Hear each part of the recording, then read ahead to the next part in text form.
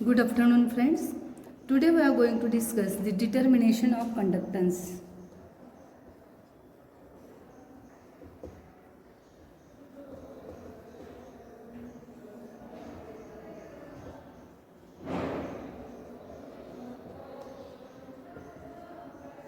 Very important two methods today we are going to discuss. Let's start first. The first is conductivity cell.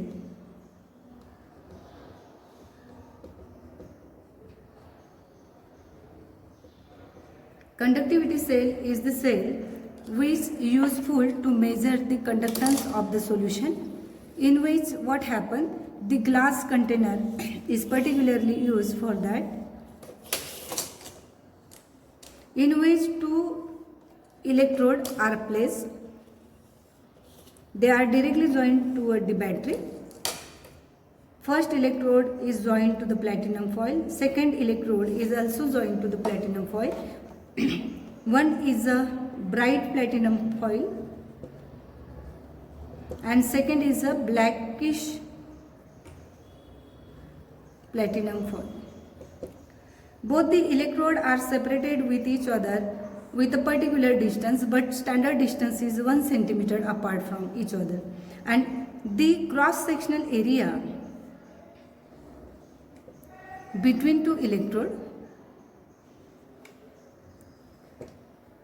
cross-sectional area between two electrodes is denoted by a small a. When we insert this conductivity cell into the solution, that time what happens, whatever the ions which are present in the solution, that solution is come in between this cross-sectional area. The cross-sectional area containing some number of ions, and that which ions are responsible to carry the current. Then how much ions or how much electrolyte ions are present in this area, on that basis the conductivity cell can work and carry the conductance. And on the same basis, the cell constant we have to find out. The cell constant is nothing but length upon area. Length means what? How much two electrode is apart from each other, that is denoted by L, and how much electrolyte is come in between the two plates, platinized plate, that known as a cross sectional area.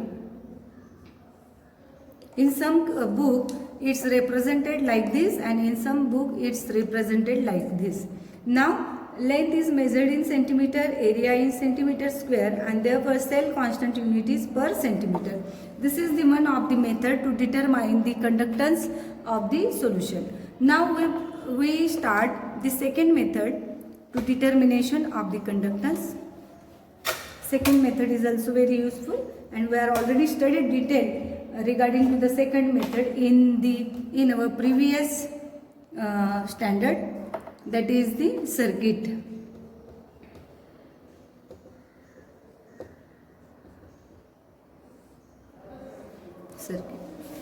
Friends, to determine the conductance is completely based on the Weston circuit. The Weston circuit is very useful to measurement the conductance, because the conductometer is based on the Weston bridge circuit. The Weston bridge circuit diagrammatic representation is like this.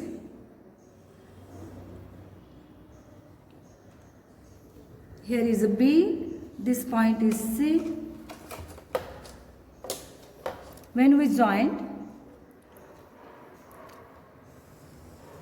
B to C, actually it's our wire which carry the conductance.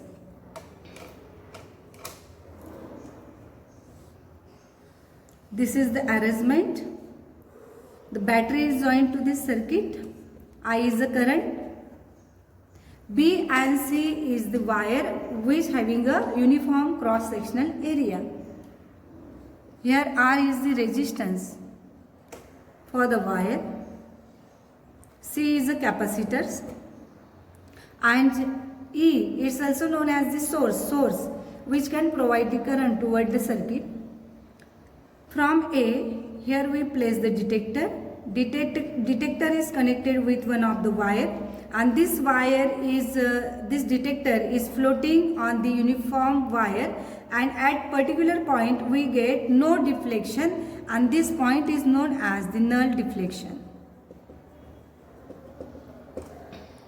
Here the resistance is also known to us because it's one of the uniform cross wire.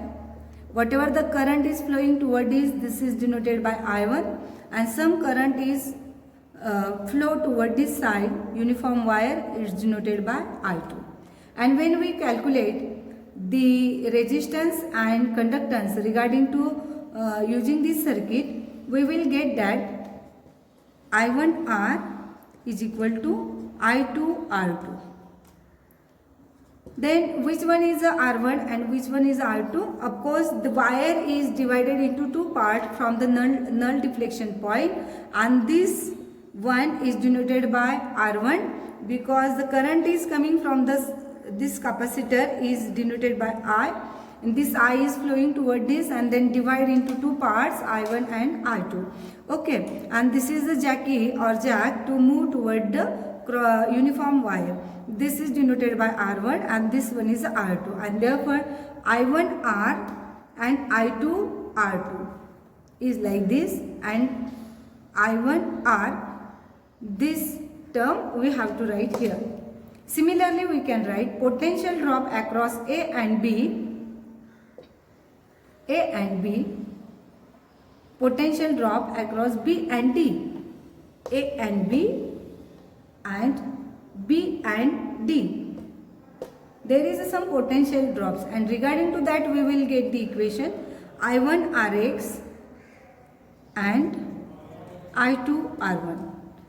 Rx is the unknown resistance regarding to that where in the circuit the current is flow, and when we compare both the equation we will get that Rx by R is equal to R1 R2. Friends, by using this circuit we are able to find out R1, we are able to find out R2, and R is known to us, and therefore we are able to find out the unknown resistance of the circuit.